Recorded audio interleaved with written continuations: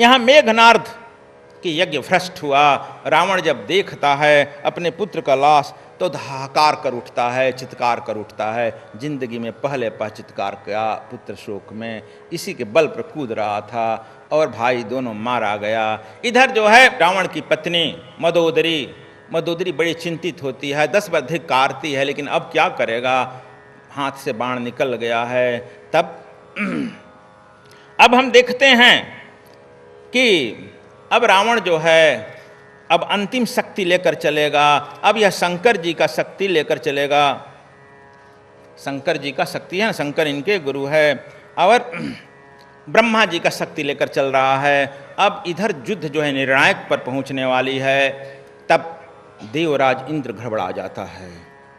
देखो करवट बदलने, यहाँ कहीं काम होता है, कहीं चिंता होती है। देवराज इंद्र की पत्नी सती कहती है कि रात में सो क्यों नहीं सकते हैं, मैं अब क्या सोऊं।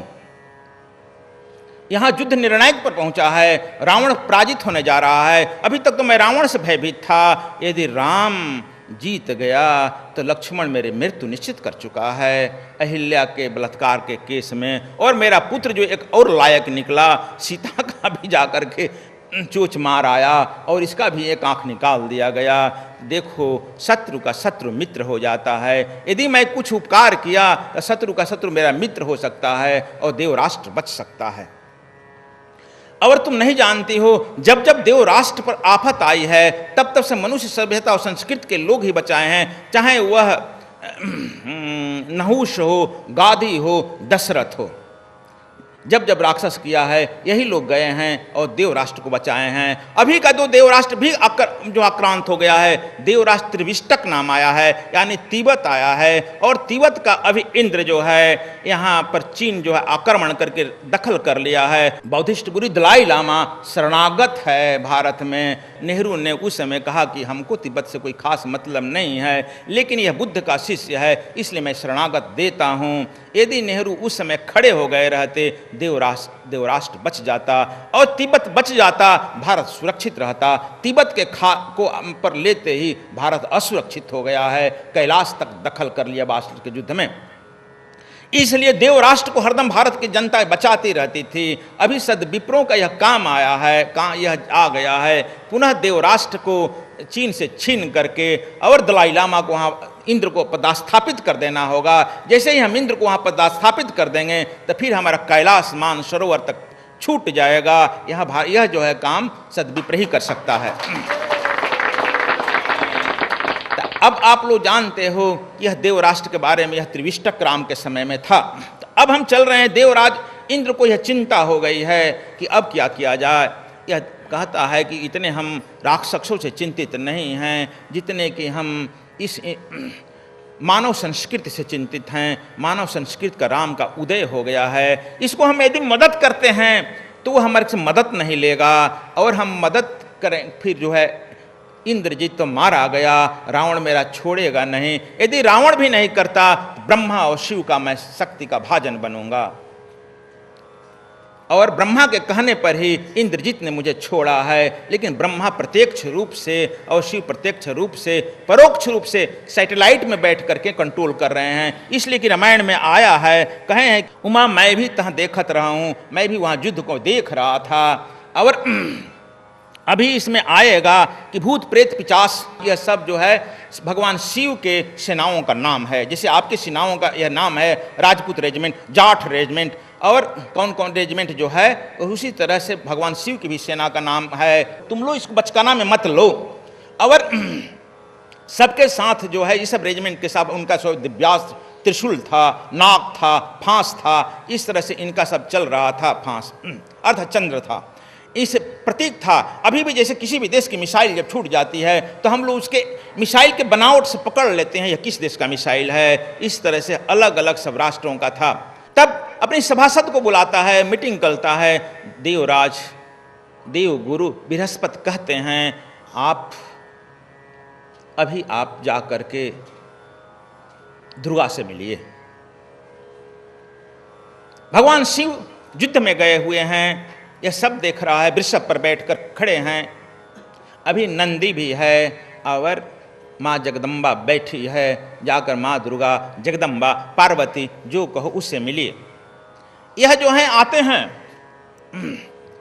आते हैं तो अपना नंदी देखता है कि अकेले हताश आ रहे हैं। देवराज इंद्र को प्रणाम करता है। नंदी कहता है आप कैसे देवराज इंद्र, और अकेले, आप तो हरदम सची के साथ चलते हैं। कहा कि मैं बड़ा चिंतित हूँ, माँ से मुझे मिलाओ।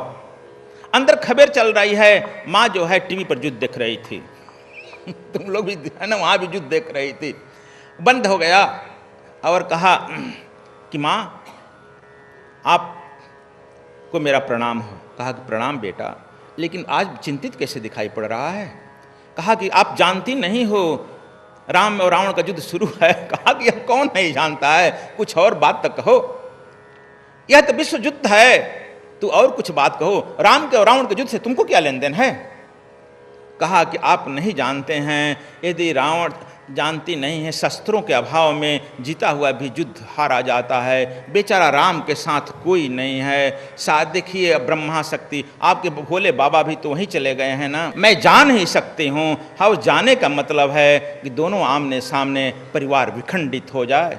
जब जब मैं उन्हीं के भक्त महिषासुरग्रह, जब जब मैं उनके भक्तों पर मैं उतरती हूँ युद्ध के लिए, तब भगवान शिव समाधि में चले जाते हैं और पुनः हम लोग मिलते हैं। कभी हम लोगों में झगड़ा नहीं होता है, हम लोगों में अथाह प्रेम है। देखो, एक बार की बात तुम्हें बता दूं, तुम नहीं जानते हो, उसके सदगुरु विश्वामित्र हरदम छाया की तरह उसके ऊपर मरा रहे हैं राम के तरफ। आज जिसके पास गुरु की शक्ति होती है, यह समझ लो बेटा, उसको दैव शक्तियां कुछ नहीं बिगाड़ पाएगी।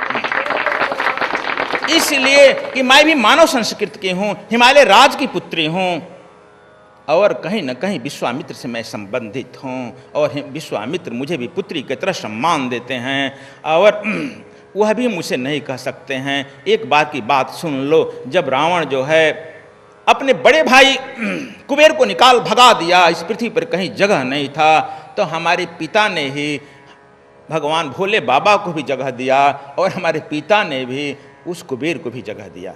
जब कुबेर को यह कैलाश पर जगह दे दिया गया, तो वह पुनः आक्रमण कर दिया कुबेर पर। जब कुबेर पर आक्रमण कर दिया, तब हमारे पिता ने तीर धनुष ले करके और अटैक कर दिया रावण पर। जब रावण पर अटैक कर दिया, तो रावण भागते भागते आया और शंकर के चरणों में आकर अपना सिर गिरा दिया। जो सिर बार बार काटने की बात आती है, किस परिस्थिति में काटा है, शंकर अपने आकर सिर काट दिया कि लीजिए, वो मेरा सिर काटने के लिए हिमालय राज आ रहा है, मैं भी काट कर आपके चरणों में चढ़ा दिया। भोले बाबा प्रसन्न होकर कहते हैं, उठ जाओ बेटा, मैं तुम पर अति प्रसन्न हूँ। सिर जुड़ गया और वह बार बार सिर चढ़ाने लगा, बार बार प्रसन्न हो गए। इधर जब अस्त्र शस्त्र, हमने सुना कि हमारे पिताजी अस्त्र लेकर के इसका पीछा कर रहे हैं, मैं भी अपनी चतुरांगणी सेना लेकर के उसका पीछा कर दी। यह पिता का सवाल नहीं, पिता का सवाल है, मैं मुझ में उसे खून है, रावण को ही मजा चखा दूंगी। लेकिन तब तक से आकर के नंदी खबर दिया कि वह शंकर पर अपना सिर चढ़ा दिया। मैं अपनी पूरी फोर्स ले करके वापस लौट आई, आमना सामना नहीं करती रही। मेरे पिता ने पुनः आकर कहा, बेटी एक मुझे वचन दो। कहा, क्या पिताजी? तुम जैसे आवेश में बाहर निकल आई, कभी अपने पति के खिलाफ मत निकलो। तुम नहीं जानती हो, बाप इस दुख सृष्टि का कुछ भी दुख खेल सकता है, मैं इस पूरी सृष्टि से एक साथ युद्ध कर सकता हूं, लेकिन जहां पुत्री का सवाल आता है, बाप अपनी पुत्री के लिए अत्यंत कमजोर साबित होता है। यदि सृष्टि में बाप कहीं कमजोर साबित होता है तो पुत्री के लिए, और मेरी तुम पुत्री हो, तुम इस तरह से यदि करोगी, तुम में और शंकर में कहीं द्वेष हो गया, कहीं झगड़ा हो गया, तो मैं तो चिंता से ही मर जाऊंगा। तुम्हारी माँ तो है सर पटक कर मर जाएगी। इसलिए तुम मेरे वचन दो, तुम लोग कभी आमने सामने मत खड़ा होना, और मैं वचनबद्ध हूँ इंद्र कि आमने सामने पिता को दुख देने के लिए खड़ा नहीं हो सकती। अब तुम क्या चाहते हो, बोल? तुम कौन अच्छे हो? तुम देव हो, और अहिल्या के साथ तुमने क्या किया? छिपा हुआ है किसी से? तुम्हारा पुत्र जयंत ने क्या किया? छिपा हुआ है किसी से? आज तुम राम की पार्टी पक्ष लेने के लिए आए हो, और तुमने जब जयंत से कहा, मैं यहां से देख रही थी, मेरा खून खौल गया था। और देख लो, जब वह सीता को उठाकर लाया है, तब शिव का भी खून खौल गया था कि यह तो दुष्ट, बड़ा नीच और पतित निकला है। जिस भगवान राम को वह पिता कहकर, जय जगदम्बा कहकर प्रणाम किए थे, और उसको लेकर के माता को आया, यह नहीं जानता है अपना काल को लाया अपने घर। लेकिन अब क्या करें, वह शिष्य है और शिष्य को विषम परिस्थिति में बचाना उनका धर्म है, इसलिए वह चले गए हैं। अब आगे बोलो, तुम क्या चाहते हो कूटनीत? कहा कि माँ थर थर कांपने लगा कि सब दोष तो हम में भी है। कहा कि तुम दोष के खान हो, अब तू चाहते क्या हो? कहा कि माँ राम का क्या होगा, आप जानते हो कि अंतिम समय में यह जीता हुआ युद्ध भी अस्त्र शस्त्र के भाव में हारा जाता है। कहा अच्छी तरह से जानती हूँ। राम पैदल चल रहा है, उसे देवास्त्र दिव्यास्त्र भी नहीं है। अब आप जानते हैं कि रावण के संग्राम में युद्ध होगा और एक नहीं 1000 बार रावण जिंदा होगा, ये आप तो जानती है। हमें जानती हूँ, ब्रह्मा जिंदा करेगा। और सारा रेजिमेंट यहाँ से, अभी नंदी कह रहे थे कि सारा रेजिमेंट शंकर का वहाँ पहुँच गया है लंका में। कहा कि हाँ, भूत प्रेत पिशाच सब पहुँच गए हैं, लेकिन मेरी रेजिमेंट नहीं जा सकती मेरा सैनिक नहीं जा सकते हैं, न मैं जा सकता हूँ। तुम मदद करना चाहते हो तो मैं बताऊं तुमको उपाय? तो कहा कि हाँ आप बताइए माता जी। देखो अभी अगस्त तुम जानते हो अगस्त भी रावण का दादा ही लगेगा, और अगस्त आदित्य से, भगवान आदित्य से देवास्त्र लेकर पहुंच गया है। अगस्त अपने युद्धभूमि में पहुंच गया है और वह तो छाया की तरह प्रतीत होते हैं। अगस्त युद्धभूमि में उतर गया है और उसकी पत्नी लोपापुद्रा भी उतर गई है। इसलिए अब तुम जो सोच रहे हो कि वैद्य गरुण को भेजा जाए, उसको भेजा जाए, अब किसी वैद्य की जरूरत नहीं पड़ेगी। यह सारी विद्याएं माता लोमापुद्रा के पास है। वह भी मानव संस्कृति की देन है। वह मरे हुए को जिंदा करने की कला जानती है। वह युद्धभूमि में पहुंच गई है। बड़ा कहा कि माँ ये कब पहुंच गया? कहा कि देखो यह मैं देख रही हूँ, यह तुमको नहीं बताया जा सकता है, न रावण को बचाया सकता है, लेकिन अगस्त प्रत्यक्ष रूप में पहुंच गए हैं और यह भी पहुंच गई। इसलिए अब समझ लो कि सृष्टि के सर्वोत्तम वैद्य पहुंच गया है, जिंदा को मुर्दा को जिंदा करने वाला, और सर्वोत्तम जो है आदित्य का देवास्त्र भी पहुंच गया है। अब बात रही रथ की। मेरा यदि सुझाव तुम मान लो बेटा, हालांकि तुम बड़े समय के अनुसार चलने वाले हो, तुम भी कम चतुर नहीं हो, लेकिन एक बात कर सकता है, तुम अपना निजी रथ भेज दो, मातल्ली को जो तुम्हारा सारथी है उसको भेज दो। कहा कि माँ उसे देखकर तो भड़क जाएगा और भोले बाबा भी भड़क जाएंगे, हम तो कहीं के नहीं रहेंगे। कहा कि नहीं, उसकी उपाय मैं बता रही हूँ, मेरा देवास्त्र और दिव्यास्त्र अपने रथ पर डाल दो। कहा कि इसका उपाय? कहा कि बस आगे मत पूछो, जब मेरा देवास्त्र दिव्यास्त्र जाएगा तभी राम स्वीकार करेगा, और जैसे ही मेरे देवास्त्र दिव्यास्त्र को तू छोड़ेगा, शंकर जी तुरंत साधना में आ जाएंगे। भोले बाबा चल आएंगे समाधि के लिए, उनका साधना का पीरियड हो जाएगा, और समाधि में उनके उतरते ही वहाँ से ब्रह्मा जी कह देंगे कि अब मुझे भी यहाँ फुर्सत नहीं है। अब उनका भी काम करना शक्ति बंद कर देगा, वे भी छोड़ करके भाग जाएंगे, और राम रावण का युद्ध होगा, और दोनों में जो विजेता होगा मारा जाएगा। यह तकनीक जब सुना तो इसका जो है दिमाग खुल गया। कहा कि माँ एक औरत होकर के इतनी आप पूर्णता के साथ बात करती है, मैं तो कभी सोच ही नहीं सकती थी। जो हमारे कैबिनेट में डिसीजन होता है, देवगुरु बृहस्पति भी नहीं कह सकते हैं, उतनी चतुरता से आपने इतनी बड़ी समस्या का चुटकी बजाते हल कर दिया। कहा कि बेट इसलिए हम कभी जा नहीं सकते हैं युद्ध में। यदि तुम पहले आ गया रहता और उनके गणेश के पिता के जाने के पहले आ गया रहता, मैं उतर गई रहती, लेकिन अब मैं युद्ध में नहीं जा सकती हूँ। एक ही उपाय है, जाओ। और जब यह मातल को समझा करके जब भेजा और माँ दुर्गा का देवास्त्र दिव्यास्त्र जब लेकर चला, तब इनके जो है नल नील अंगद सब घेर लिए रथ को युद्धभूमि में। आखिर तुम कैसे आ गया? तुम तो इंद्र के सारथी हो। कहा कि हाँ इंद्र के सारथी हैं, लेकिन माँ दुर्गा का देवास्त्र दिव्यास्त्र आया है। दुर्गा का नाम सुनते ही सब लोग हड़बड़ा गए। कहीं न कहीं दुर्गा राम की भी तो रिश्तेदार ही होगी, यह भी राजा वह भी राजा। इसलिए राम के यहाँ संदेश गया आकि वह तो इंद्र का रथ आया है, इंद्र का सारथी निजी मातल भी आया है, लेकिन साथ साथ माँ दुर्गा का देवास्त्र दिव्यास्त्र लेकर आया है। हालांकि लक्ष्मण ने गरज कर पहले बोल चुका था कि इंद्र से मेरा कोई संधि नहीं है और इंद्र से मैं निपटने के लिए लिया हूं। वह किसी ब्राह्मणी के पुत्री के पत्नी के साथ अत्याचार किया है, इसका मृत्यु दंड मैं निश्चित कर चुका हूं, इसलिए उसका समर्थन नहीं लूंगा। लेकिन जैसे ही सुनते हैं माँ दुर्गा का भी इसमें आया है समर्थ, तब उन्होंने कहते भगवान राम से मिलाओ। भगवान राम को जब संदेश दिया गया तो वह देखते हैं कि नहीं, मैं जब पूछे दिखाओ, धोखा भी कर सकता है इंद्र। और मातिल जब दिखाता है, मैं मिसाइल समझ जाऊंगा किस कंट्री का बना हुआ है ना, अभी भी समझ जाएंगे, क्योंकि एक युद्धक है राम। और जब देखते हैं कि यह मिसाइल हाँ माँ दुर्गा का लिखा गया है, मेड बाई दुर्गा, तो वह देख लिए कहा कि हाँ अब जो है उस रथ का परिक्रमा करते हैं, परिक्रमा करके प्रणाम करते हैं, फिर उस रथ पर चढ़ जाते हैं। रावण जो है अब अंतिम युद्ध के लिए जो उतरा है, उसमें भूत प्रेत पिचास और क्या नाम है, राकनी सांकनी हाकनी रामायण में है, सब लोग आ गया है। मैंने शंकर जी एब्सोल्यूट फॉर्म में पूरी सेना के साथ उतर गए हैं। इसके बाद कहते हैं आकी सुर ब्रह्मादि सिद्ध मुनि नाना देखत रनभ चठर विमाना। आ गया ना, कहते हैं हे पार्वती, सब देवताओं के साथ ब्रह्मा और हम दोनों उसको विमान पर, यानी अभी भी सैटेलाइट जो होता है उस पर बैठकर कंट्रोल किया जाता है, ये अपने सैटेलाइट पर माने वृषभ पर बैठकर कहते हैं मैं देख रहा था। और इतना ही नहीं, उमा हम हो जो हैं उमा वहाँ उस युद्ध को देख रहा था। और यानी हम लोग युद्ध का अब तो मालूम हो गया, इशारा किया जाता है काव्य में, हम भी वहाँ थे प्रत्यक्ष देखने वाले में और कंट्रोल करने वाले में। लेकिन भगवान राम जैसे ही दुर्गा का बाण छोड़ते हैं, पहला देव मिसाइल छोड़ते हैं, तब इनका भूत जो है सजग हो जाता है, भूत सेना, अरे ये माँ दुर्गा आ गई। इधर जब रथ देखता है रावण और मातल को देखता है तो गरजते हुए बोलता है मातल, क्या इंद्र का मृत्यु नजदीक आ गया है, अपने न आकर तुमको भेज दिया है, आए जाकर खबर करो मातल इंद्र को, उसे गिरफ्तार किया जाए।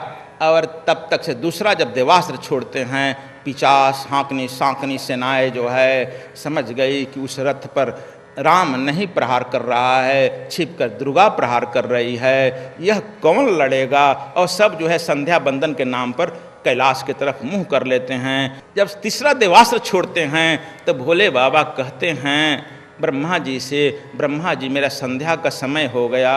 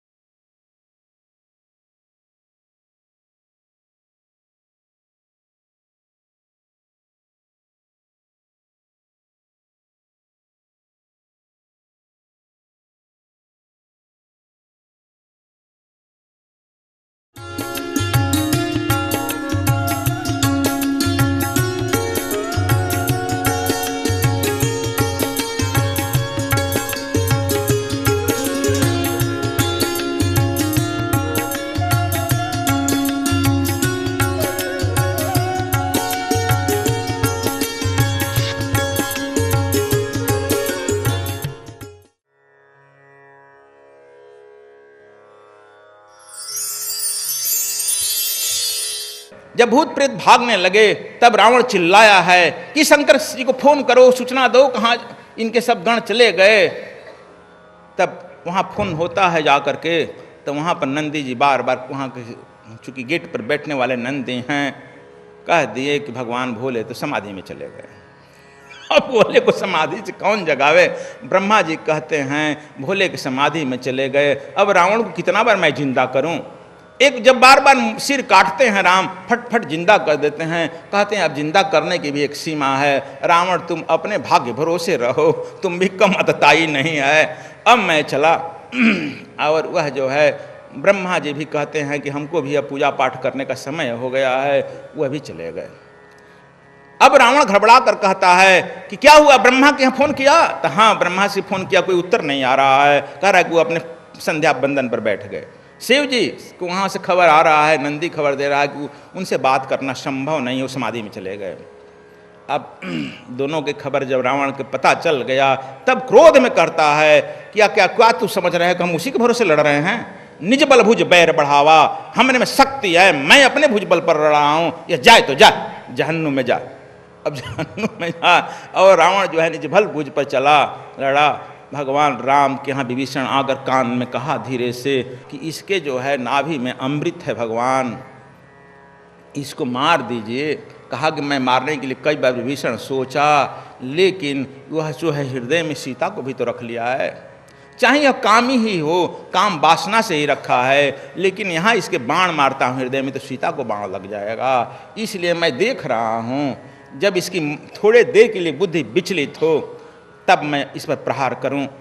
और जब यह चारों तरफ से घेर गया, बिल्कुल बौखला गया, जब देखा कोई शक्ति नहीं आ रही है, थोड़े देर के लिए सीता भूल गई। तब भगवान राम इसके नाभि में बाण मारते हैं जोर से, और इसके अमृत खींच जाता है। इसके बाद ये 10 सिर को एक साथ काट डालते हैं और धराशायी होकर के रावण भूमि पर गिर जाता है। भगवान राम तुरंत विभीषण को कहते हैं, विभीषण इधर आओ, युद्ध समाप्त हुआ, हमारा सैनिक अभियान नहीं है, नहीं मेरा कोई आदमी लंका में जाएगा।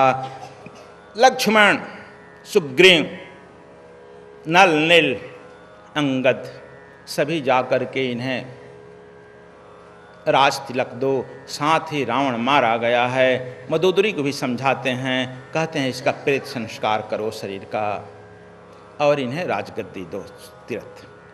इधर हनुमान जी उदास बैठ गए हैं कि सबके बारे में तो हनुमान बात कर रहे हैं, माँ जानकी के बारे में बात ही नहीं कर रहे हैं। अंत में हनुमान जी को यह बुलाकर कहते हैं, हनुमान इधर आओ। हनुमान जी आते हैं, तब कहते हैं कि एक काम करो बेटा तुम। देखो यह भी बेटा कहने लगे, जानकी भी बेटा कहने लगे। 4 महीने में भी यह बेटा हो गए।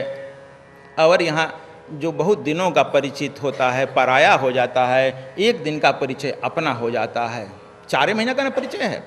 देखो बेटा, तुमको मैं नहीं भेजा जानकर, तुम्हारी चित्तवृत्तियाँ माँ के यहाँ लगा हुआ है ना, तो हाँ प्रभु हमको वहाँ भेज दीजिए, तुम जाओ और उनको यह समाचार सुना दो अशोक वाटिका में, और उनको भी ले आओ।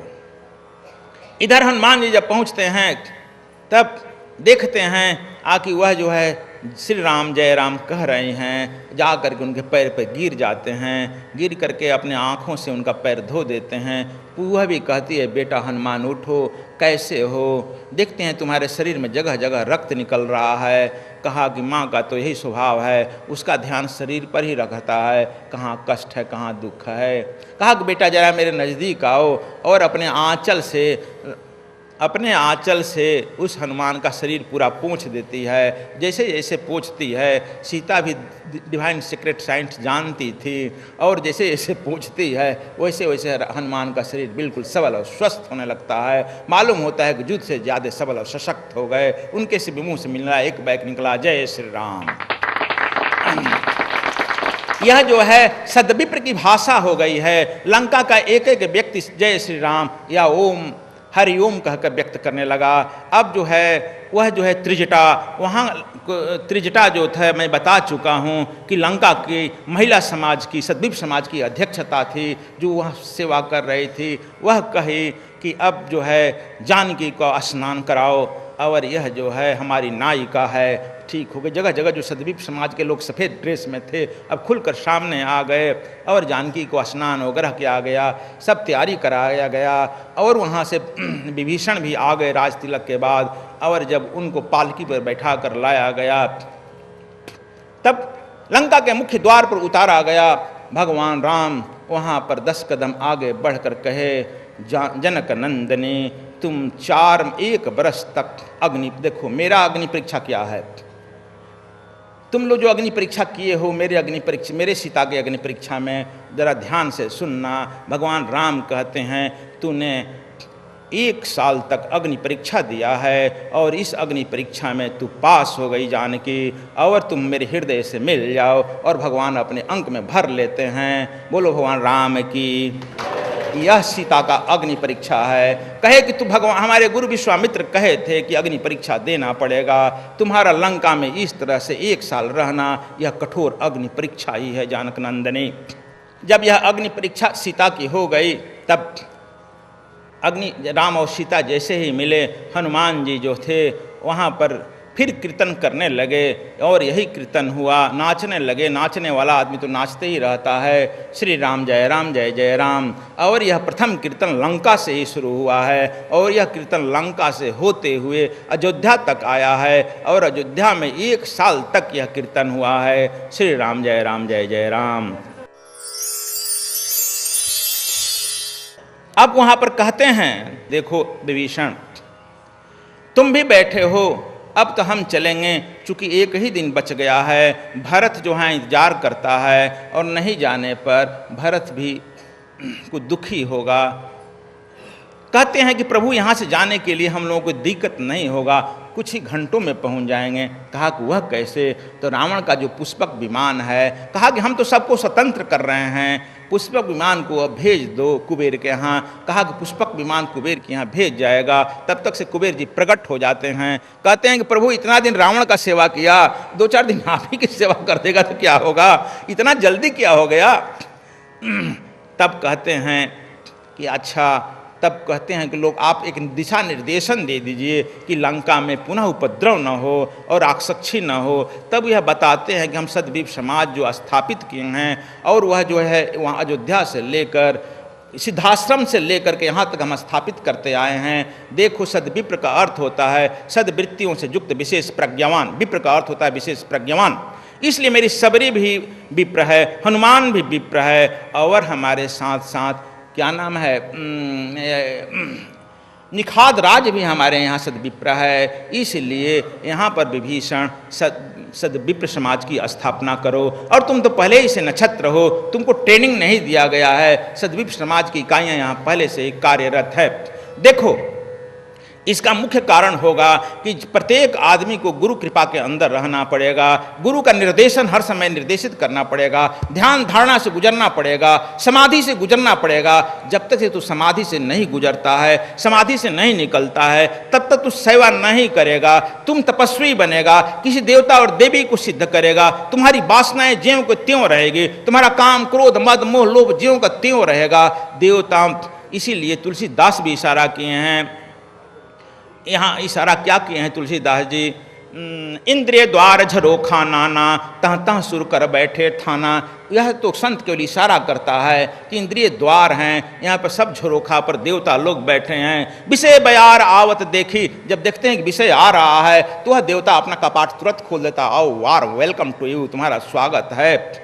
इसलिए जब तक से तुम जानते हो गुरु पर्वत कहाँ है, इसीलिए हम लोगों ने है जो है इस साधना में वैदिक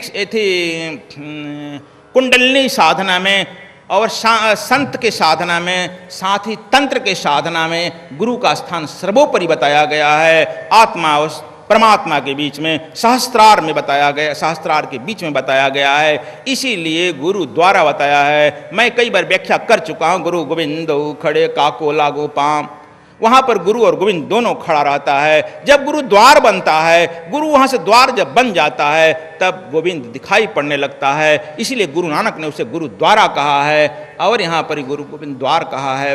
तब तुम लोग मिलते हो। भगवान राम भी वर्णन करते हैं विभीषण, यह मेरा अंतिम संदेश है, सुन लो। जब यहाँ पर किसी भी अबला पर या किसी भी व्यक्ति पर शारीरिक कष्ट होगा, तुम शरीर से सेवा करेगा और किसी सफाई भी करना, इसलिए हम आप लोग सफाई में भी लगाते हैं। तुम मल मूत्र का सफाई, किसी रोगी का सफाई करना होगा, तुम ही सफाई करेगा और यह जो है शुद्रोचित सेवा कहलाएगा। जब किसी गरीब आदमी को मदद करना होगा, तुम 4 रोटी खाते हो, 10 रोटी खाते हो, 5 खाओ, 5 उसके लिए परित्याग करो। यह नहीं करो कि हमको सरप्लस होगा देंगे, तुमको कभी सरप्लस होने ही नहीं जा रहा है। जब तक से तू त्याग करेगा नहीं, तुमसे अधिक होगा नहीं। यदि तुम 4 खाते हो, 2 खाओ, 2 उनके लिए छोड़ दो जिनको अन्न नहीं मिलता है। और इस तरह से जब वह धन दान देगा, तब यह हो जाए वैश्योचित सेवा। और जब इस तरह से अतताई और अत्याचारी आ जाते हैं, तब तुम खड़े हो जाओ अपने तलवार लेकर के, धनुष लेकर के, मेरे तरह से कूद पड़ो धधकती हुई आग में, तब यह होता है क्षत्रियोचित सेवा। और जब ज्ञान की बात हुआ, तो ज्ञान इस तरह से दो कि वैदिक ब्राह्मण, संस्कृत पढ़ने वाले ब्राह्मण भी तुमसे पीछे हट जाएं, क्योंकि उनका एक तरफ विकास है, चारों तरफा नहीं। इसलिए जब तुम उस तरह की जब ज्ञान देगा, कर्म करते हुए तुम ज्ञान में जब डूबेगा, समाधि में से निकल कर तुम ज्ञान देगा, तब यह कहा जाएगा कि बिन पढ़े पंडित बके पुराना, बिना पढ़े ही बिना देखे ही अब तुम पंडित यानी विज्ञान हो गया, पुराण की बात कह रहा है। तब तुम इस समय, तब तुम जो बात ज्ञान की बात करेगा, तुम ब्राह्मण हुआ। 4 in 1, चारों गुण जब तुम में एक मिल जाएगा, तब तुम सद्विप्र होगा। यह सद्विप्र की व्यवस्था तुम लोग समझ लो। इसलिए भगवान राम सद्विप्र की व्यवस्था समझाते हैं और कहते हैं कि यह सद्विप्र की व्यवस्था 1 यूनिट से लेकर के, यह भी विभीषण सुन लो, यह भी सुग्रीव सुन लो, जब तक तुम्हारे पूरे एक यूनिट की इकाई से यह खबर नहीं आ जाती है कि प्रत्येक आदमी भोजन कर लिया। जब भोजन वह कर लिया, तब तुम राष्ट्राध्यक्ष को भोजन करने का अधिकार है। अन्यथा जब खबर आई एक भी आदमी तुम्हारे देश में उपवास है, तुझे भोजन करने का कोई अधिकार नहीं है। यह बड़ा कड़क बात राम के द्वारा सुना। और यहाँ पर राजा कोई नहीं है, सभी प्रजा हैं, सभी राजा हैं, सभी का अधिकार समान है। यह केवल आपको सेवा का भार दिया गया है, आप सेवक हो, हम सभी सेवक हैं। यहाँ पर सब सर्वे भवन्तु सुखिनः सर्वे सन्तु निरामया, यह सभी होंगे। यह सद्विप्र समाज की व्यवस्था हमने दे दिया है। अब यह हम नहीं कह रहे हैं कि तुम किसी देवी देवता का विरोध करो, लेकिन जब गुरु के सानिध्य में तुम करते रहते हो, तो वह भी देवी देवता तुमको मदद करते हैं। इसलिए तुम लोगों को यह secret science, divine secret science में दिखाया गया है, बताया गया है, मूलाधार चक्र से लेकर सहस्त्रार तक के क्या कौन कौन देवता हैं।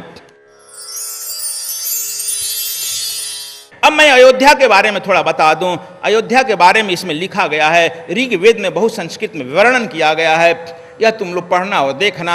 अयोध्या का अर्थ होता है जहां युद्ध न हो, जहां युद्ध न हो, जहां द्वेष न हो। और अयोध्या उत्तर में है और लंका दक्षिण में है। भगवान राम ने उत्तर से दक्षिण की यात्रा किया है। तुमको सारा देवास्त्र दिव्यास्त्र जो दिया गया है, उत्तर से दक्षिण की तरफ जाने का दिया गया है। क्यों आचार्य सुनील जी, आप तो जानते हैं, यह जो सीक्रेट साइंस सीखा हुआ देखा होगा, सारा हमारा देवास्त्र जो दिया गया उत्तर से दक्षिण के लिए दिया गया है। अब समझ लो, यह जो है विशुद्ध चक्र जो है, विशुद्ध चक्र से नीचे ही दक्षिणायन है और इससे ऊपर ही उत्तरायण है। इसके बारे में मैं व्याख्या कई बार कर चुका हूँ, लेकिन मैं यह बता रहा हूँ कि अयोध्या सहस्त्रार है। और सहस्त्रार से भगवान राम जो हैं, चूँकि भगवान सहस्त्रार में रहता है, और वहाँ से जब उतरते हैं तो आते हैं त्रिकुटी पर, आज्ञा चक्र पर। आज्ञा चक्र से ही ऑर्डर दिया जा सकता है। यही आज्ञा चक्र जो है त्रिवेणी संगम है, प्रयागराज है, त्रिवेणी संगम झलकत हीरा, चरण चितः रह कबीरा, यही त्रिवेणी संगम है। और तुम लोग बताया गया है कि यह त्रिकुटी ही त्रिवेणी संगम है। कैसे इंगला पिंगला सुसुपना, गंगा जमुना सरस्वती का मिलन है। वहाँ तो नहीं दिखाई पड़ रही है, लेकिन यहाँ दिखाई पड़ रही है। और भगवान शंकर कहते हैं त्रिवेणी संगम स्नानम करो पवित्र भव। हे पार्वती, त्रिवेणी संगम पर स्नान करके पवित्र हो जाओ, न कि इस त्रिवेणी संगम पर, इसी पर। और तुम लोगों को भी इस त्रिवेणी संगम पर स्नान करने की कला बता दी गई है। और इस त्रिवेणी संगम पर कि इशारे पर रिद्धि सिद्धि दौड़ती है, क्योंकि रिद्धि सिद्धि तो बिल्कुल मूलाधार चक्र पर ही रहती है ना, इसलिए वो तो इशारा पाती है। इसलिए यहाँ ऋषि भारद्वाज बैठे हैं, आज्ञा चक्र पर भारद्वाज कंट्रोल कर रहे हैं। अब यहाँ से तुम नीचे उतरते हो, आते हो यहाँ विशुद्ध चक्र पर। विशुद्ध चक्र पर तुम आते हो तो यहाँ से शुरू होता है स्वर। 16 हड्डियां हैं और 16 जो है स्वर की अक्षरें हैं। आ कहेगा तो यहाँ पड़ेगा अ आ आई, अह कहेगा देखो अंतम पड़तेगा, और 16 अक्षर हैं, यहीं से स्वर उत्पन्न होते हैं। स्वर उत्पन्न होने का मतलब यहाँ से वेद की ऋचाएं उत्पन्न हुई है। बेर को भी स्वर में कहा गया है, और 1 लाख वेद की ऋचाएं हैं, मैं कई बार समझा चुका हूँ। उसमें से 80,000 कर्मकांड है, 16,000 ज्ञान कांड है, 4,000 उपासना कांड है। इसलिए समझ लो यहाँ से लेकर के और त्रिकुटी तक ही ज्ञान कांड है। और यहाँ पर जो है, यहीं पर जो है प्रथम विश्व का कवि बैठा हुआ है, स्वर की रचना करने वाला, व्यंजन के सृष्टि करने वाला, वह जो बैठा हुआ है ऋषि, उसका नाम वाल्मीकि है। इसलिए यहाँ वाल्मीकि ऋषि का स्थान दिया गया है। इसलिए इसके भारद्वाज के बाद वाल्मीकि से मिलते हैं। इसके बाद तुम यहाँ से अनाहत चक्र पर आ जाओ। अनाहत चक्र पर जब आते हैं तो यहाँ पर चित्रकूट में बैठते हैं, और चित्रकूट के पर्वत पर जब गदमादन पर्वत पर बैठते हैं तो वहाँ पर जो हैं इनको मिलते हैं अत्रि ऋषि। अत्रि जब मिलते हैं वहाँ अत्रि इनको समझाते हैं, और सती अनुसुईया सीता को समझाती है, और दोनों जो हैं इनको संदेश दे करके दक्षिण की तरफ इशारा करते हैं। और यह समझो यही उत्तरायण और दक्षिणायन को उत्तर करता है। यहाँ पर आपको बताया गया है खटकोण बनता है, कैसे यह उत्तरायण और दक्षिणायन है, यह इशारा करते हैं अत्रि ऋषि कि यहाँ से तुम इस तरह से आगे बढ़ो। इसलिए जब यहाँ से उतरते हैं नीचे भगवान राम, इनकी उतरने का एक मर्यादा है, तब आते हैं मणिपुर चक्र पर। मणिपुर चक्र जो है यहाँ पर बैठे हैं ऋषि सरभंग। सरभंग से मिलते हैं और देखते हैं मणिपुर चक्र पर अग्नि जलता है, रम बीज मंत्र है, यहाँ अग्नि जलता है। जब तुम्हें अनपच हो जाए, जब तुम्हें क्या नाम है शुगर और डायबिटीज का और शुगर का, साथ ही हमने अभी नया डिवाइन सीक्रेट साइंस में इसका दिया है, बहुत अच्छा। आप लोग उसको फिर से पढ़ो, क्लास लो, नई किताब मंगा लो, तो उसमें हमने दिया है, लेकिन संक्षेप में बता देता हूं। जब इस अग्नि को प्रज्वलित करेगा, और उसको पैंक्रियाज को अग्नाशय भी कहते हैं, अग्नाशय, और अब उसका रंग कैसा है, जब अग्नि जलती है तो पीला और लाल होने लगता है, उसी तरह से पैंक्रियाज का भी कलर है। और जब उसको ब्लो करेगा, फ्लो करेगा, जब वह जलने लगेगा, धधकने लगेगा, तब तुम में इतनी शक्ति आ जाएगी कि वहाँ सूर्य का भी, अग्नि सूर्य का प्रतीक भी है। जब सूर्य तुम में समर्थ हो जाएगा तो तुम्हारी भाग्य रेखाएं बदल देगा। सूर्य से ही भाग्य रेखा बदलता है, सूर्य पराक्रमी होता है, ग्राधीश हो जाए। जब वह सूर्य बदल जाता है, और भगवान राम सूर्यवंशी हैं, यहाँ विष्णु का भी स्थान है, इसलिए यहाँ पर पहुँचे और सरभंग ऋषि के यहाँ, तब यहाँ पर देख रहे हो कि अपने धू धू कर आग जलने लगी है, और सरभंग स्वयं उसमें जल गया है अग्नि में। यहाँ यानी अग्नि का प्रतीक है, तुम समझ गए हो अपने जेन के अंदर। इसलिए जब तुम्हारी अग्नि धू धू कर जलने लगेगी, तुम्हारी सारी वासनाएं जल जाएगी, और तुम जैसे ही वह अग्नि जलेगी, तेज होगा, आपने जला कर देखो, तुम्हारा भाग्य भी खुल जाएगा। सूर्य को ग्रहाधिपति भी कहा गया है। जब ग्रहाधिपति तुम्हारे पक्ष में हो जाएगा, तब शनि, राहु, मंगल, केतु सब शांत हो जाएंगे। साथ ही तुम्हारे दैविक भौतिक तापों का नियंत्रण हो जाएगा। एक सूर्य के कंट्रोल होते ही, एक जो है मणिपुर चक्र के कंट्रोल होते ही। इसलिए वहाँ पर जब सरभंग के यहाँ पहुँचे हैं, सरभंग स्वयं जो कहते हैं तुम तो सूर्य हो, आ ही गया, अब मैं जो है उस अग्नि प्रज्वलित करके उसमें हो करके जलने लगे हैं। इसलिए समझो कि वह मणिपुर केंद्र का है।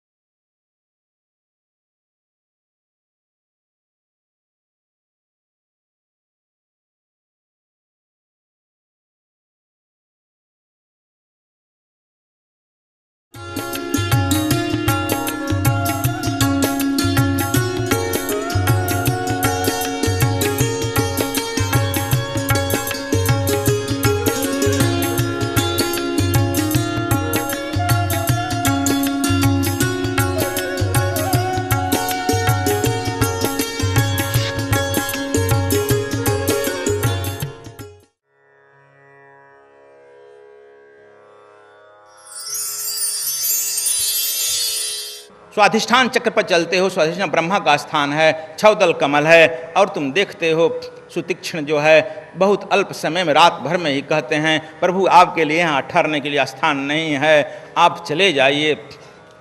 कहाँ? अगस्त के आश्रम में। और अगस्त के आश्रम में यहाँ पर स्वाधिष्ठान चक्र है, यहाँ ब्रह्मा है, और ब्रह्मा का प्रपोता है रावण, जो कि वह भी नीचे ही रहता है।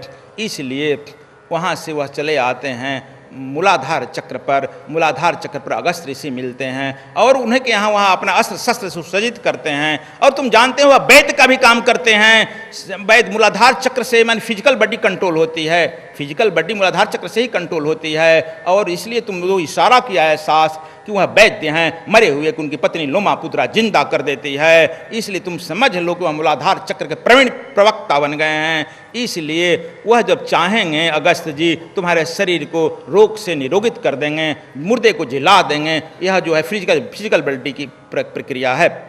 और जब मूलाधार चक्र पर से नीचे जब उतरते हैं थोड़ा सा, वहीं पर जो है रामेश्वरम है, इसके बारे में बता रहा हूँ। और रामेश्वरम से नीचे दक्षिणायन जब होता है तब वह लंका है। और लंका दक्षिण दिशा, लंका निकर निश्चर कर वासा, यहाँ कहाँ सज्जन कर निवासा। और मूलाधार चक्र वासना का केंद्र है, सेक्स का सेंटर है, सेक्स पॉइंट, इसलिए वहाँ रावण है और वासना का केंद्र है। इसलिए उसे वासना, काम, क्रोध, मद, मोह, लोभ, अहंकार, सारी वृत्तियाँ वहाँ दक्षिणायन में है। इसलिए उत्तरायण भगवान राम ने उत्तर से दक्षिण जा करके वहाँ वासना के केंद्र को ध्वस्त कर दिया है। जब ध्वस्त कर दिया है तब वहाँ से कुंडलनी जगेगी, और जब जगेगी तो वह वायुयान के वेग से चलेगी, वह पुष्पक विमान पर चढ़ करके चलेगी। और पुष्पक विमान पर चढ़कर चलेगी ना, तब इसलिए जब वहाँ से पुष्पक विमान पर चढ़कर चले हैं तब थोड़ा देर वहाँ मूलाधार चक्र, चूँकि फिजिकल बॉडी है, वहाँ से थोड़ा अगस्त ऋषि पुनः इशारा किए हैं, रुक जाओ बेटा। पुष्पक विमान वहाँ रुक गया है। अगस्त ऋषि पुनः इशारा किए हैं कि आपने रावण को मारा है। हालांकि देखो मैं इस बात को तो नहीं मानता हूँ, लेकिन हो सकता है तुम्हारा पुरोहित वशिष्ठ यह बात कहे तुम पर ब्रह्म हत्या का दोष लग गया है, उसका मैं निवारण यहीं से कर देना चाहता हूँ। इसलिए कि वह वशिष्ठ मेरा भाई है, मैं जानता हूँ उसकी क्या क्या खूबियाँ हैं। यहाँ पर ज्योतिर्लिंग का दर्शन कराना चाहता हूँ। यह ज्योतिर्लिंग जो है निर्गुण निराकार पार ब्रह्म का प्रतीक है। इनका तो नाम शंकर है, लेकिन यह इसको शंकरालय नहीं कहते हैं, शिवालय कहते हैं ना। शिवालय वह ज्योतिर्लिंग कहा गया है। हनुमान जी को भेज दो, जाकर कैलाश से ले आवे। हनुमान जी जब जाते हैं, लेट हो गया लाने में, तब देखते हैं माँ जानकी कहती है कि क्या देर हो गया, मुहूर्त बीत रहा है, रामेश्वरम मैं गया हूँ। तुलसीदास जी हालांकि लिख दिए हैं कि पहले पूजा करके गए हैं, वहाँ पर दीवारों पर लिखा गया है जो मैं कह रहा हूँ यह बात, इसलिए मैं अपने रामायण में वही बात लिखा हूँ। वहाँ पर लिखा गया है कि अगस्त ने कहा, तब जानकी ने एक बालू को इकट्ठा किया और बालू से उस शिवलिंग बना दी, ज्योतिर्लिंग बना दी। अगस्त ऋषि देखते हैं खड़ा होकर के, दिव्य आभा निकलने लगी और अगस्त ऋषि समझ गए यह पतिव्रता औरत, यह तो अक्षुण राम की प्रेमी है। इस बालू के बनाए हुए जो से ज्योतिर्लिंग निकल गया। तब कहें कि राम जो है अब समय मत बर्बाद करो, मुहूर्त जा रहा है। और सब ऋषियों को बुलाकर प्राण प्रतिष्ठा कर दिए। प्राण प्रतिष्ठा हो गया, पूजा हो गया। तब हनुमान जी लौटे। हनुमान जी उदास हो गए कि हम जो ज्योतिर्लिंग लाए हैं वह क्या होगा। तब भगवान राम कहे कि एक काम करो, झटपट इस ज्योतिर्लिंग को उठा दो, वहाँ रख दें, हम ये भी बात कर दें। जब हनुमान जी उठाने गए, वह ज्योतिर्लिंग उठा ही नहीं। तब अपने पूँछ लगाए, लंका की जो वीरता थी वह पूँछ लगाए और पूँछ लगाकर हार गए, गिर गए, उठा नहीं। तब अगस्त ऋषि आकर कहे, हनुमान क्या कर रहे हो तुम, क्या जगत जननी जानकी को कोरा बुद्धू समझ रखा है कि रावण के गोद में चली गई, छटपटाते हुए नहीं रुकी। तुमको यह भ्रम था, थोड़ा तुम्हारा राम के भक्त हो और सीता के भक्त हो, इसलिए तुम्हारे उस भ्रम को दूर किया गया कि एक उसके बालू को हाथ से बना दिया गया। तुम सारी शक्ति लगा दिया और खून फेंकने लगा, उठा नहीं। और तुम अभी सीता को सहज औरत समझ रहा था। यह बात का समझ लो, सीता जो है जगत जननी है, राम जगत पिता हैं। और अपना जो है जरा होश ठीक रखो बेटा। जब तुम ठीक रखेगा अपना होश, तुम भी रुद्रावतार है, इसलिए जब जब तुम्हें अहंकार आता है तो भगवान थोड़ा ऑपरेशन कर देते हैं। इसलिए हनुमान जी को होश आ गया कि तब बड़ा हम ही सोच रहे थे कि हम जिद कर ले जा रहे हैं। तब कहे कि भगवान राम कहें कि नहीं ऋषि, इस जो लिंग लाए हैं इनको भी स्थापित कर दिया जाए। और उसके बाद उस जो लिंग है उसके उत्तर दिशा में भगवान राम स्थापित करा दिए। साथ ही कह दिए जो इस रामेश्वरम को दर्शन जो स्थापित किया है दर्शन करने आएगा, उसके पहले हनुमान जी द्वारा स्थापित इस लिंग को दर्शन करेगा, तब काशी विश्वनाथ का दर्शन का फल होगा। तब हमारे द्वारा स्थापित लिंग का दर्शन करेगा, तब उसे जो है सर्व दोष हरण का पाप से मुक्त होगा। यह भगवान राम ने लगा दिया। अब तुम लोग समझ गया कि मूलाधार चक्र पर वह रामेश्वरम है, वहाँ शरीर पृथ्वी का निम्नतम भाग है, वहाँ से समुद्र शुरू होता है अथाह। और तुम लोग जानते हो कि वहाँ का समुद्र का जल जो है चंचल नहीं है, उसमें वेव नहीं उत्पन्न होता है, तरंग नहीं उत्पन्न होता है। इसलिए तुम जब मूलाधार चक्र को गुरु की अनुकंपा से ऊपर लेकर के चलेगा तो वह तरंगित नहीं होगा, तुम्हारा मन रुक जाएगा। और तब भगवान राम वहाँ पुष्पक विमान पर बैठते हैं मूलाधार चक्र पर, और वहाँ से जब बैठते हैं तब जानते हो तुम लोगों को जो देवास्त्र दिव्यास्त्र दिया गया है लेकर जाते हो सुपना से ना, और वह जो देवास्त्र लिया जाता है कैसे तुम मूलाधार चक्र से सब स्टेशनों को पार करते हुए तेज गति से हर पहुँचते हो। जिस चक्र पर पहुँचते हो वहाँ का देवता हरी झंडी देता है ना।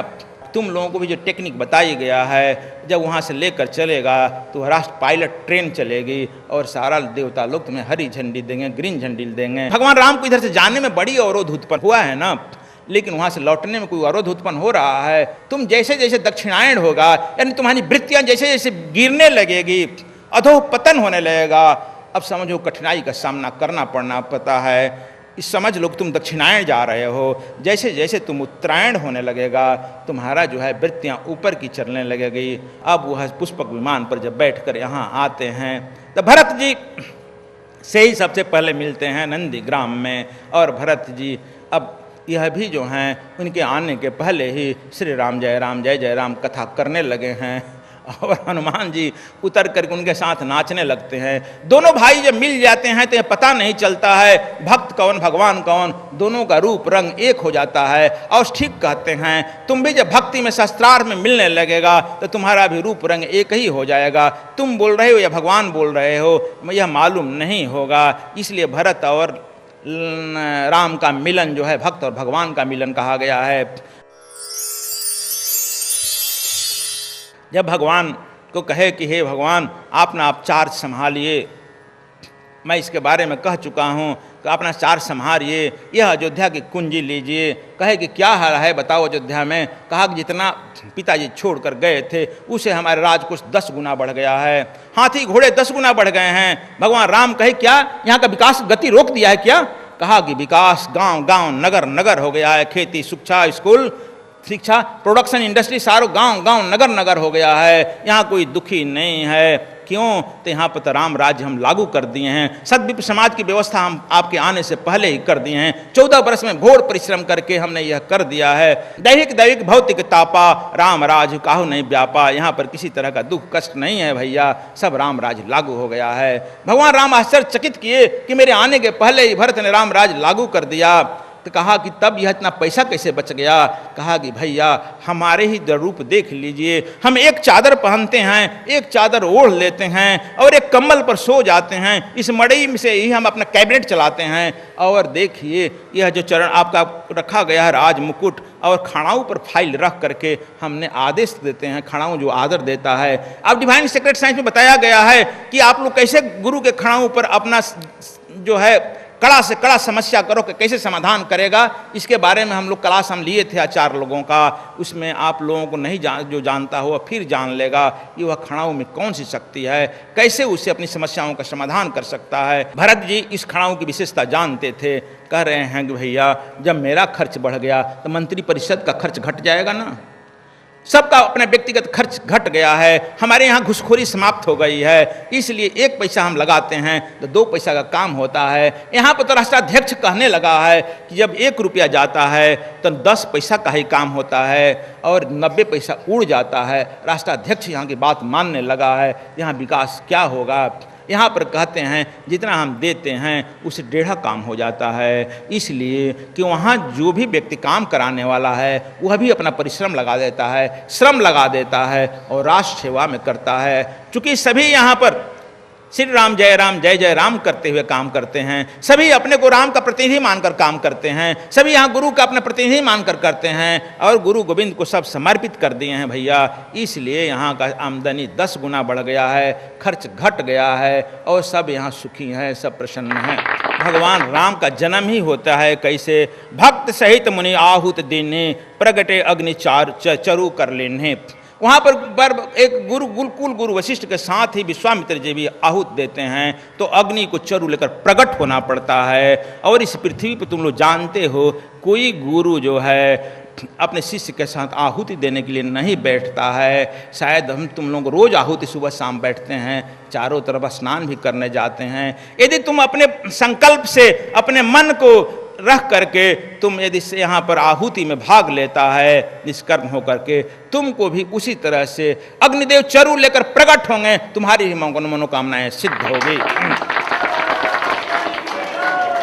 लेकिन इसमें भी तुलसीदास जी कह देते हैं कि गुरु वचन प्रतीत न जेहि, नहीं निस्तार कल्प सतते हैं। लेकिन यह भी कह देते हैं तुलसी बाबा, गुरु के वचन में जो विश्वास नहीं करता है उसका एक कल्प का सतकल्प निस्तार नहीं होता है, सतकल्प निस्तार नहीं होता है।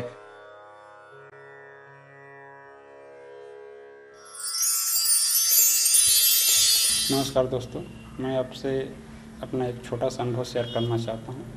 मैं चंद्रकांत सिंह उत्तर प्रदेश पुलिस से हूँ। गुरुदेव द्वारा बताई गई ध्यान साधना जिस प्रकार गुरुदेव बताते हैं उस प्रकार मैं और मेरा पूरा परिवार किया करता है। यह बात गुरु पूर्णिमा की है, पिछले गुरु पूर्णिमा 2014 की। मैं रात में एक 12x12 का रूम था, मैं उसमें लेटा हुआ था और सुबह 4 बजे मैं उठा और उठते ही मैं फ्रेश होने के लिए और आश्रम निकलने के लिए निकलने वाला था। जैसे ही मैं बिस्तर से पैर अपना नीचे रखा, एक बिल्कुल ब्लैक कलर का करैत सांप जो पूर्वांचल में अधिकतर पाया जाता है, जिसे नाग भी कहते हैं, पैर मेरा बड़ा फुफकार जो है एकदम से देखने लगा और वह मुझे अगर छू भी दिया होता तो मेरा बचना बहुत मुश्किल था। परंतु जो है मैं कहा कि अरे महाराज चले जाओ, आज गुरु पूर्णिमा का दिन है, तो लोग मार देंगे आपको जानेंगे। तो बाहर से आए देखे लोग, लेकिन वह जिस प्रकार फुफकार रहा था और सर पूरा नीचे कर लिया और जिस सांप को मारने को लोग पसीने छूट जाते थे वह किसी प्रकार उसे ठेल कर जो वह चल ही नहीं रहा था, लग रहा था कि एकदम सो गया है और बाहर हम लोगों ने बड़े आराम से उसको कर दिया। हाँ, तो यह गुरु कृपा ही कही जा सकती है जिससे जो है मैं बच गया या जो भी, या कोई आश्चर्य वाली बात नहीं है। हमारे एक सहयोगी थे जिनका मैं नाम नहीं आपको बताना चाहता, उनको सामाजिक प्रतिष्ठा को ठेस लगेगी। हमारे साथ ही वो सर्विस करते हैं। उनको लगभग 15 सालों से हीरोइन की आदत थी। उनका पूरा परिवार डॉक्टर दिल्ली से लेकर BHU में तक, क्योंकि यह मर्ज ऐसा है कि इसका कोई इलाज संभव नहीं है। उनको कहा कि चलिए ठीक है, कोई दिक्कत नहीं है, ऐसा कुछ नहीं, न 1 पैसे की दवा, न कोई उनके ऊपर बंधन, न कोई ऐसी दिक्कत, सिर्फ साथ रहकर ऐसे रहिए, ऐसे करिए, जो गुरुदेव द्वारा बताई गई दिनचर्या है उसका पालन करिए, कीर्तन करिए, ध्यान करिए। इसी तरह करते करते करते करते लगभग 20-25 दिनों में, जबकि ये सुनने में आश्चर्य लग सकता है लेकिन यह कोई आश्चर्य नहीं है, 100 प्रमाण वो व्यक्ति आज भी है, बिल्कुल हीरोइन को छूता तक नहीं, ना कोई जिसके लिए आदमी लाखों लाखों की दवाएं कर देता है, बिल्कुल बिना दवा के वह व्यक्ति बिल्कुल स्वस्थ है और आराम से वो अपनी ड्यूटी कर रहा है, अपने बच्चों को देख रहा है। तो बॉडी अपने आप में सक्षम होती है कि व्यक्ति का अगर मन शांत हो जाए, विधि टेक्निक है, गुरु द्वारा बताई गई साधना है, किया जाए तो बॉडी सक्षम होती है कि वह अपने आप ऐसे हार्मोन शरीर में रिलीज करे कि आपका वास हो जाए। तो यह तो बहुत साधारण सी बात है, लेकिन नहीं जानने वाले लोग कहते हैं कि नहीं नहीं ऐसा नहीं हो सकता, लेकिन 100 व्यक्ति मौजूद है और यह गुरु कृपा का ही परिणाम है। जय गुरुदेव। मेरा नाम अनिल अग्रवाल, मैं कोटा से आया हूँ और कोटा में ही इंजीनियर के पद पर रेलवे में कार्यरत हूँ। मैं परसों ट्रेन से आ रहा था।